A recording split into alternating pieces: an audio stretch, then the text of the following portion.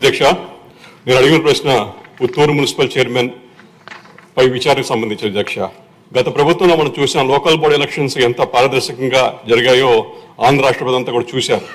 అలాగే పుత్తూరు మున్సిపల్ ఎన్నికల్లో కూడా తప్పుడు క్యాస్ట్ సర్టిఫికేట్స్తో సృష్టించి దళితులకి తీవ్ర అన్యాయం చేయించింది కాకుండా అధికార దుర్వినియోగం అలాగే చట్ట రాజ్యాంగ ఉల్లంఘన కూడా చేసిన చరిత్ర మనం చూసాం పుత్తూరు మున్సిపాలిటీలో. 2014లో ఇదే మనిషి బీసీ సిక్ సర్టిఫికేట్ కింద క్రిస్టియన్ మైనారిటీ సర్టిఫికేట్ కింద కోఆప్షన్ మెంబర్ కింద నియమితులయ్యారు. అదే మనిషి 2020లో అక్కడ ఈ పుత్తూరు మున్సిపల్ చైర్మన్ ఇది వచ్చేసి ఎస్సీకి రిజర్వ్ అయితే అప్పుడు ఎస్సీ సర్టిఫికేట్ ప్రొడ్యూస్ చేసి ఆ పదవిలో కూడా కూర్చోవడం జరిగింది.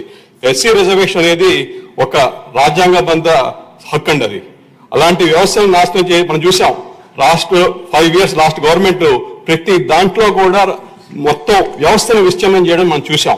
దాంట్లో భాగంగానే పుత్తూరులో కూడా పూర్తిగా కులం కాని వాళ్ళని కులం తీసుకొచ్చి పెట్టి వాళ్ళ కుర్చీలో కూర్చోబెట్టి పదవిలో పెట్టారు.